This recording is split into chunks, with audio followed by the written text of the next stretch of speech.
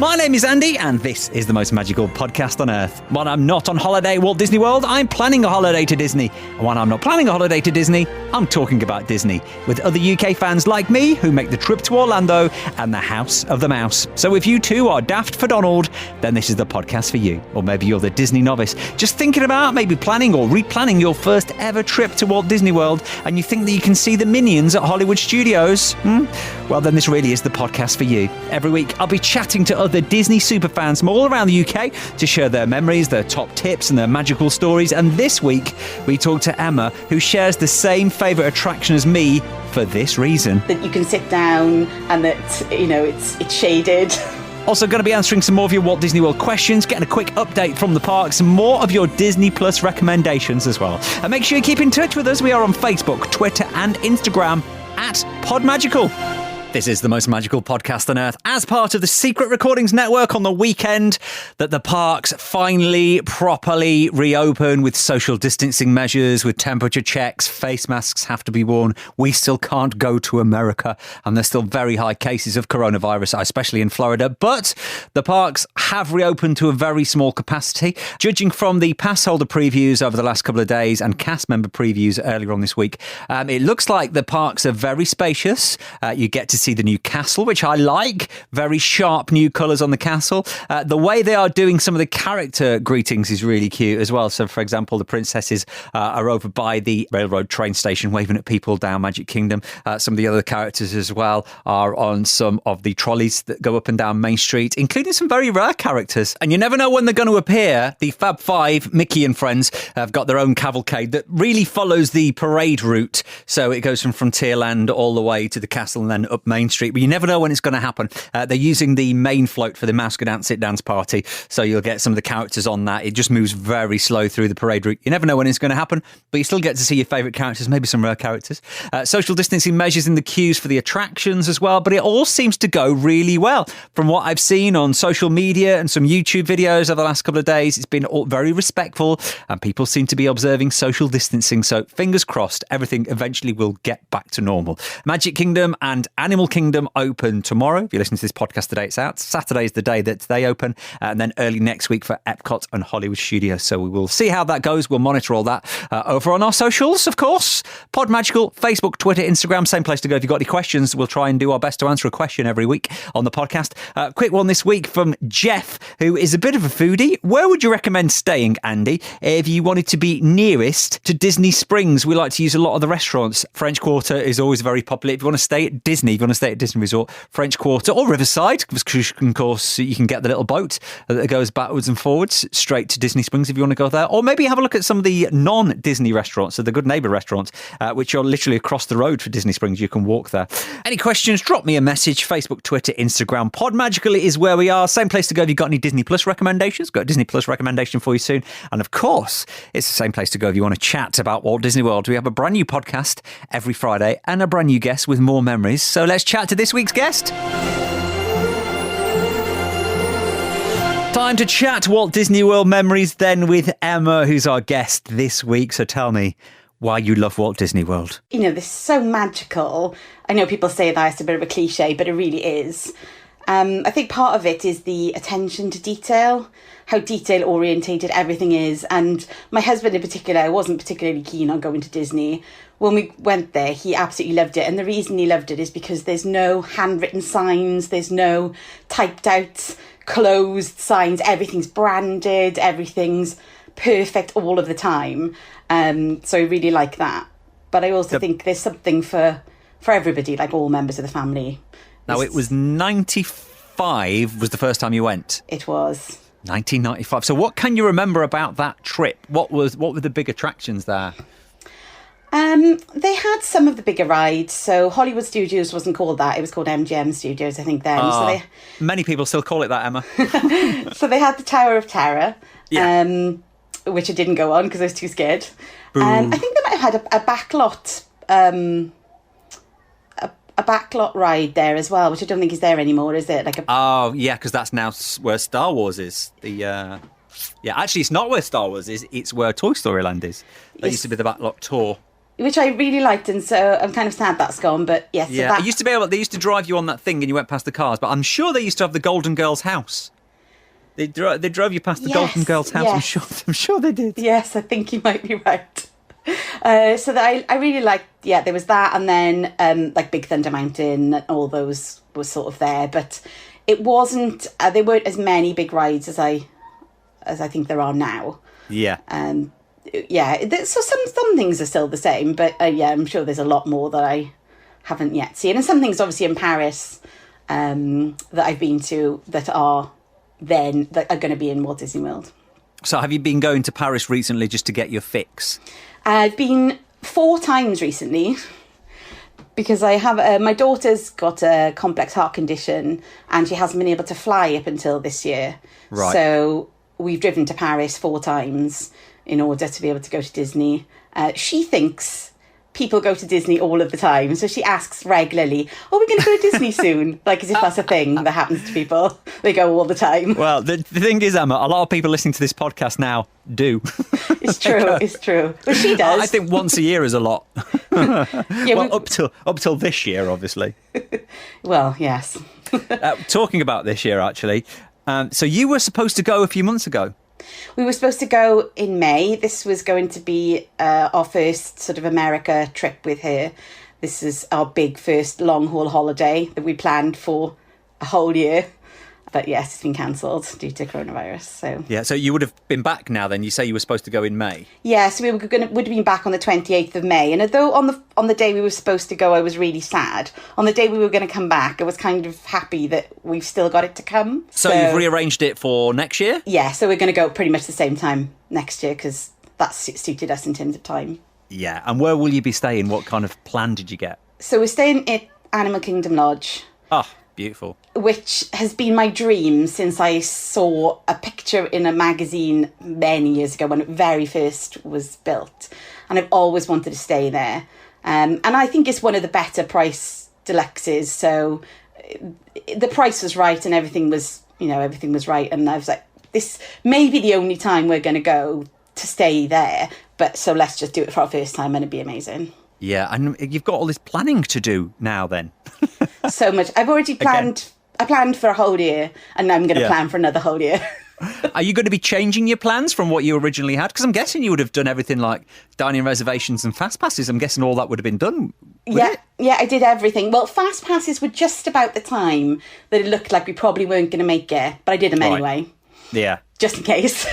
And that's fun. Like, I think that's... Like, I had a fun couple of hours planning my imaginary holiday that probably wasn't going to happen. Oh, no. Were you slightly, though, holding on to hope that you're going, OK, it's probably not going to happen, but yeah, we might just be there. Yeah, I'm definitely going to... On the off chance, I'm definitely going to book my flight of passage, fast passes, just in case. Yeah. How many did you get, by the way? Just one. Just the one, but you got it. Yeah. Oh no! So, in terms of, if you don't mind me asking, it's not a bit too cheeky. What you paid for it and the package that you got that you should have had this year, have you literally just transferred everything to next year? Did it cost you more? Did it cost you less? Did you lose or gain anything? Well, we booked it as a package, but when we came to rebook, the free dining wasn't available. So it was 25% more expensive than it would have been, than it was when we paid for it. Yeah. But because the operator was given a discount, it was a little bit more expensive, but we managed to get it more or less to what we paid. Okay, so you would have had the free dining this year. So have you paid for dining next year? Yeah. And have you heard anything about that dining plan? Because a lot of people saying, obviously dining plans have cancelled for this year, and we don't know about next year. Yeah, have you heard anything of that? It's up in the air at the moment. The rumour mills are flying around about whether or not they're going to cancel it for next year, if they're going to do free dining for next year. I don't think anybody really knows at the moment. It's very... yes, it's a quandary. And it's all up in the air, isn't it? Yeah. I've spoken to a few people who've been asking that sort of question. Yeah, I doubt very much there will be free dining next year. I doubt it too. And I suppose if they do cancel the dining plan, that portion of your holiday, you'll get refunded anyway if you've paid for it. Yeah, and so in a way, I'm kind of glad that we paid for it, because if it is cancelled, then it's clear to see what we would get back, as opposed to having to try and wrangle about what free dining is worth. Yeah, and I'm guessing if you get that money back, then you could just use that on food in the parks or maybe something else. Yeah. It'd be quite interesting, actually, if the dining plan is cancelled, if you get that money back and then you spend it on food, whether you will spend more or less. I'd be interested to see. I think we probably wouldn't spend more.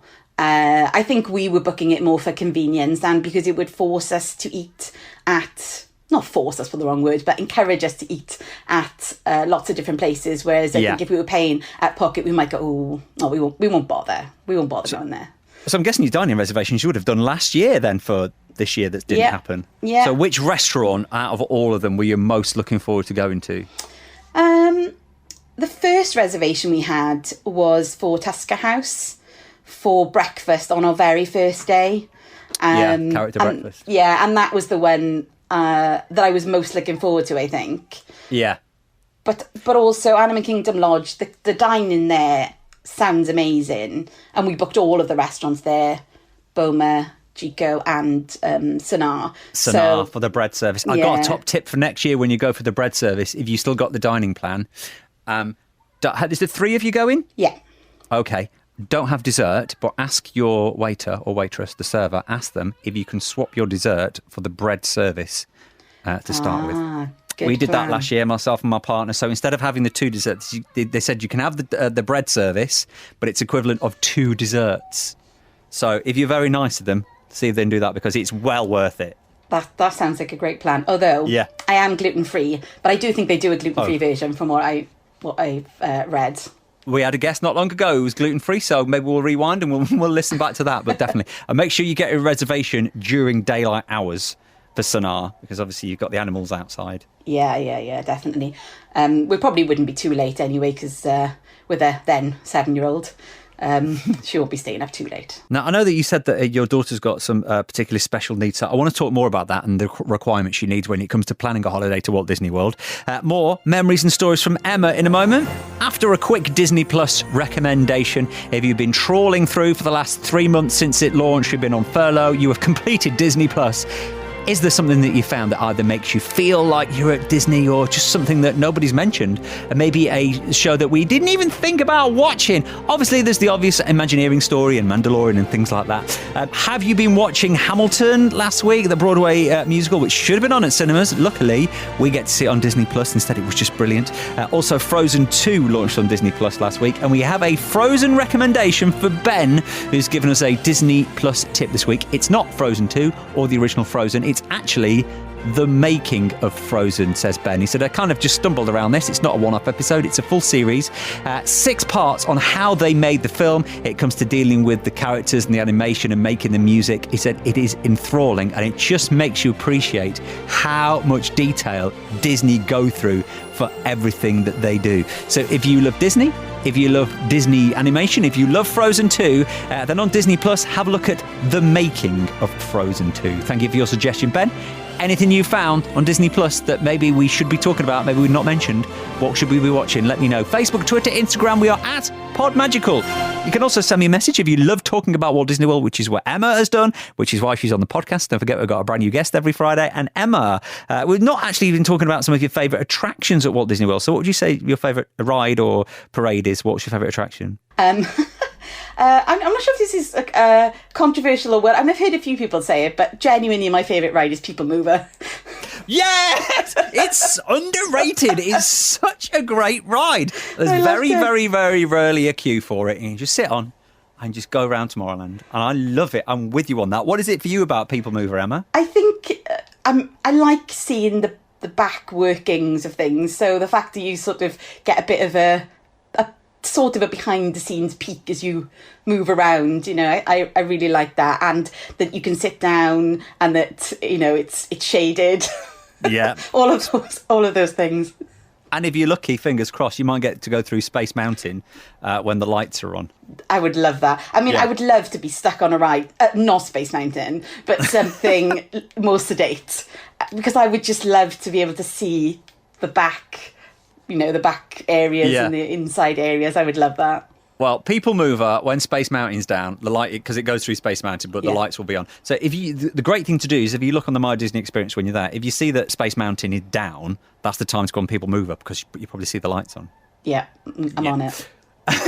Write it down. What about your tips then? Obviously, you've been through all the planning, which you're actually not going to plan again. Are you going to do anything differently when it comes to planning next time? What are your top tips from the booking and planning processes? I suppose I'm not sure if anybody else has mentioned this about researching hotel rooms. For example, we booked a standard room at Animal Kingdom Lodge because the difference in price for a Savannah View was astronomical. But there are some Animal Kingdom Lodge rooms that do have a partial Savannah View. Yeah. So you can request a room in a certain area, or even like a set of room numbers, and you can hopefully get one of those rooms that has a partial Savannah View but still only pay for a standard room. One of the things I've done is to sign up to touring plans, the website, and they will also put in a request for you, so you can give them some parameters, and they will email, fax the hotel a few days before you go with your request. And apparently they have quite good success doing that. It's not guaranteed, of course. You have to kind of accept that you will get the worst is you'll get the room you paid for, but the best is you might get a slightly better room. You're not really losing out then, are you? No. So that's one of the things that I'm going to do. But also the other thing that I recommend for people to do is measure your children before you go to see how tall they are, before you start queuing for rides and then realise they can't get on. Yeah, a lot of people do that for fast passes before it becomes to fast pass time, like the week before. Are you actually tall enough to get on this, or am I wasting my time? And how much will you grow in 60 days, or however long the fast pass window is going to be in future? Yeah. That's a good thing. Did you have any special requirements? You say that your daughter's got particular needs in terms of on the flight or in the hotel or at Disney. Was there anything you got to particularly look for? Yeah, so we've arranged for her to have oxygen on the flight, although she probably won't need it, but we'll have it just in case. Yeah. Hotel will be fine. We have a wheelchair for her that we take. She doesn't use it all the time, but she definitely will in Disney because it's going to be so much walking. And she will qualify for the DAS pass as well, so that'll be the first thing we'll do when we get there, which is why it's not so much of an issue if we don't get all of the fast passes, because we will be able to hopefully use the DAS pass to get on some rides as well.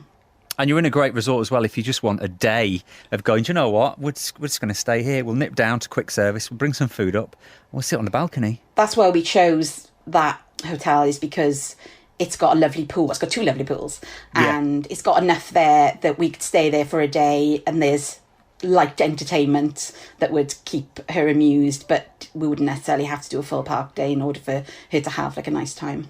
Yeah, and it's always worth checking what's going on in your actual resort where you're staying if you're staying at Disney, because like they'll do food tours and things like that. So there's things happening in the afternoon that not a lot of people know about. If you're paying a lot for the resort, just have a look what's going on in that resort. There might be a few things you're interested in. But I think you can just go there as a non-resident as well. I know friends of mine went there last year, and they were making Mickey light up Mickey ears outside, and they were watching the animals, and then they had dinner. So it's like a whole experience, and most of it's free. Well, I'm looking forward to it for you next year. Like you say, the cancelled holiday this year means you can go next year, and I don't know, maybe you can push your budget a little bit more. Treat yourself to a dessert party when you're out there. You've kind of got to look forward to these things, haven't you? Going, okay, we didn't go this year, but let's find the positives out of it. Yeah, and I think the fact that we still have it to look forward to, but don't have to pay for it again, is the main positive, really. Yeah, it would have been over by now. Exactly. Well, it's lovely talking to you. And you. And love to the family. And Emma, have a magical day. You too. Thank you. Fancy joining me on the podcast one Friday to chat Walt Disney World? Tell me about your favourite rides and attractions. Maybe you've got some funny stories. All you need to do is get in touch. Facebook, Twitter, Instagram. Send me a private message. DM me. Don't worry about the technicalities. We'll sort that out. We can record it whenever you want from the comfort of your own home. You don't have to come into the studio. I don't come to your house. It's just powered by Disney Magic. Just think of it that way. Just give me a shout if you fancy coming on talking about Walt Disney World. Andy's top tip of the week this week. We have got a money-saving food tip again. And that is order off the kids' menu in a quick service restaurant. If you go to a table service restaurant and you're an adult, they don't actually let you order off the kids' menu. I know. But there's nothing stopping you doing that at a quick service, because basically you can order whatever you want. You're taking it and you're taking it away. It's quick service. And they are big portions. So, for example, Satuli Canteen, you can have the cheeseburger pods. Yeah, They're the ones that everybody talks about. They are actually, well, last time I went, they were actually still available as an adult portion. They're just not on the screens. They just don't tell you about it, but you can get 2 cheeseburger pods as an adult portion. I was on the dining plan then. Remember the dining plan? Ah, well, that's long gone. But if you still want a cheeseburger pod, it's still on the children's menu, and there is nothing stopping you from ordering off the children's menu as an adult. It's a smaller portion, and it's a bit cheaper. If you're paying out of pocket for food, might save you a bit of money. That's the top tip of the week this week. Any tips that you've got when it comes to anything to do with Disney, whether it's right from the scratch, rather whether it comes to booking, whether it's something to do with getting a cheap flight or a hotel, or maybe when you're in the park, something you need to take with you. If you've got any good top tips, let me know. Facebook, Twitter, Instagram, Podmagical is where we are. Don't forget, brand new podcast every Friday. Hit that subscribe button, and until next time, please stand clear of the doors.